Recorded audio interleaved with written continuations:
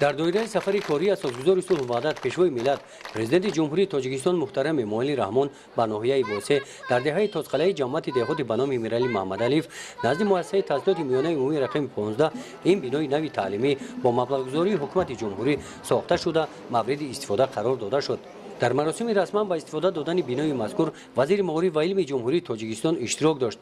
بنای نوی مکتب از 5 صنفخانه عبارت بوده 150 نفر خوانندگان در یک بست با تحصیل فرا گرفته می شوند. در مؤسسه تحصیلات میانه عمومی رقم 15 تا این وقت با مشکلات جای نشست خوانندگان در 3 بست تحصیل می‌کردند. بعد گشودن صنفخانه‌های علاوگی این مشکلات حل گردید. با مقصد تشکل طرز حیاتی سالم در این مؤسسه تعلیمی در این روز تالار ورزشی زمانوی مورد استفاده قرار داده شد. این تالار ورزشی از جانب صاحبکار محل حسن فیضov با 25 سالگی استقلالیت دولتی جمهوری تاجیکستان ساخته شد. تالار ورزشی جوابگوی طلبات‌های استانداردی میباشد.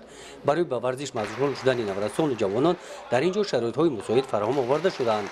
روز اول گشوده شوی تالار با 25 سالگی استقلالیت دولتی جمهوری تاجیکستان با اشتراک داوران ورزیده جمهوری تاجیکستان مسابقه ولایتی گشتین ملی دایر گردید. گزارش خواجه نظریف خدای نظر ظهورов از ناحیه واسه